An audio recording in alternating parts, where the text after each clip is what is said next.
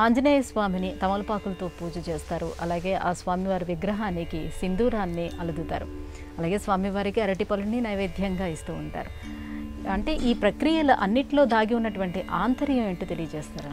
సర్వసాధారణంగా దైవము ఒక రూపాన్ని పొందినప్పుడు ఆ రూపానికి సంబంధించి అతడికి సంబంధించిన కథావృత్తాంతాన్ని బట్టి ఆరాధనా విధానంలో ఏ వస్తువులతో పూజించాలి, ఏవి నివేదనలు చేయాలి అని ఏర్పడతాయి.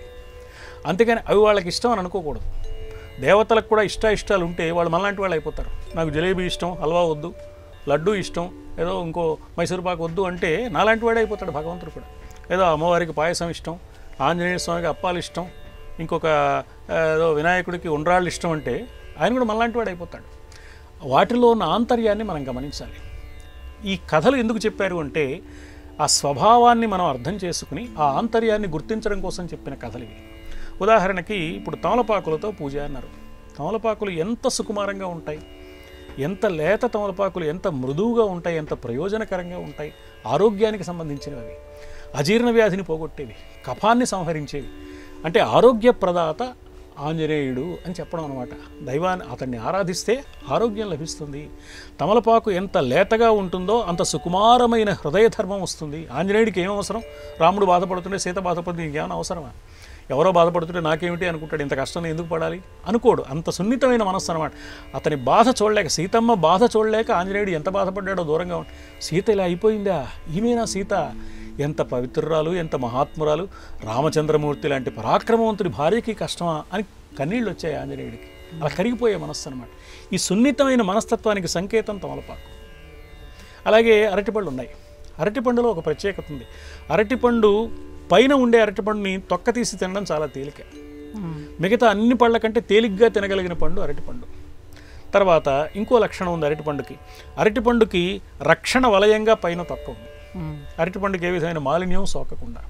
కాబట్టి ఈ రెండు లక్షణాలు ఏం తెలియజేస్తున్నాయంటే మనం స్వీకరించే ఆహారం మాలిన్యం లేని ఆహారం అయి ఉండాలి, తేలికగా తీసుకోవడానికి వీలైన ఆహారం అయి ఉండాలి అనే విషయాన్ని అరటిపండు సూచిస్తోంది. అంటే ఆంజనేయుడి స్మరణ వల్ల మనం తెలుసుకోవాల్సిన అంశం ఇది. ఇంకా సింధూరం. సింధూరానికి ఒక ప్రత్యేకత ఉంది. సింధూరం ఎర్రగా ఉంటుంది. ఈ ఎర్రని సింధూరం ఆంజనేయుడికి చాలా ఇష్టం అండి. అందుకే సింధూరం బొట్టు పెట్టుకుంటాం ఆంజనేయుడి గుడికి పెడితే. అబ్బో ఆంజనేయుడికి ఇష్టం కాబట్టి మనం ఒళ్ళంతా సింధూరం పూసేసుకుంటే ఆంజనేయుడు సంతోషిస్తాడేమో అనుకుంటే అది అంత తెలివైన విషయం కాదు. సింధూరం ఇష్టం అనే మాటలో ఉన్న ఆంతర్యాన్ని గమనించాలి. సింధూరం ఎర్రగా ఉంటుంది. ఎంత ఎర్రగా ఉంటుందంటే నెత్తురున్నంత ఎర్రగా ఉంటుంది. రక్తం ఎంత ఎర్రగా ఉంటుందో సింధూరం అంత ఎర్రగా ఉంటుంది. ఆంజనేయుడి ఒళ్ళంతా సింధూరపు రంగులో ఉన్న రక్తం, ఒళ్ళంతా ఉన్న సన్నివేశం ఒకటి ఉంది రామాయణంలో.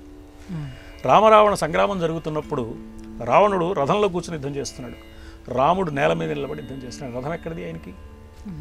ఆంజనేయుడు ఇది చూసి బాధపడి, నా స్వామి నేల మీద నిలబడ్డమా, శత్రువు పనికిరానివాడు, వాడేమో రథంలో ఉండడం అని నా భుజాల మీద ఎక్కువయా, నేనే రథం. అందుకే విష్ణు ఆలయాల్లో ఇప్పటికీ హనుమద్ వాహనం అప్పుడు వచ్చిందనమాట. హనుమద్ వాహనం సరే కూర్చున్నాడు, యుద్ధం జరుగుతోంది. రాముడు హనుమంతుడు భుజాల మీద ఉన్నాడు.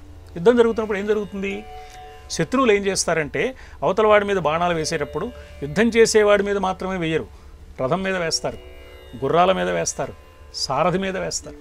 ఆ సారథి పడిపోతే, ఆ రథం మొక్కలైపోతే, ఆ గుర్రాలు పోతే వాడు రథం లేని ఒంటరివాడు అయిపోతాడు. చివరికి విల్లు విరగొడతారు, ఆ శత్రువుని సంహరించే ప్రయత్నం చేస్తారు. ఈ ప్రయత్నం రావణాసురుడు కూడా చేశాడు. రథం మీద వెయ్యాలి, గుర్రాల మీద వెయ్యాలి, సారథి మీద వేయాలి, అన్నీ హనుమంతుడే. అందుకని అడపాదడపా రావణుడు విసిరిన బాణాలు హనుమంతుడికి కూడా తగిలాయి. రాముడికే కాకుండా చాలా బాణాలు తగిలాయి. ఒకటి కాదు, రెండు కాదు, చాలా ఎక్కువ బాణాలు తగిలాయి. ఎన్ని ఎక్కువ బాణాలు తగిలాయంటే వేసిన వాడెవరు? పనికిరాని వాడు కాదు, రావణుడు అంతటి మహావీరుడు. ఆ బాణం ఎలా తగులుతుంటే బాణం బాగా శరీరంలో లోపలికల్లా గుచ్చుకుపోయి ఫౌంటైన్లో నుంచి చిమ్మినట్టుగా రక్తం వస్తుందన్నమాట. అలా ఒళ్ళంతా అంగుళం చోటు కూడా రావణుడు విసిరిన బాణం తగిలి రక్తసిక్తం కాని ప్రదేశం లేదు. అందుకని ఒళ్ళంతా రక్తం అయిపోయింది. అయినా కానీ రాముణ్ణి కదలనివ్వకుండా, చెక్కు చెదరకుండా కర్తవ్యాన్ని నిర్వహించాడు. ఇది ఆంజనేయుడి త్యాగదీక్షకు సంకేతం. ఆ త్యాగదీక్ష మనం అలవరుచుకోవాలి, భక్తితో ఉండాలని చెప్పడానికి ఆ రక్తానికి గుర్తుగా ఉండే సింధూరాన్ని శిరస్సును ధరించి ఆంజనేయుడి తత్వాన్ని మనం తలుచుకోవాలి అనేది అందులో ఉన్న ఆంతర్యం.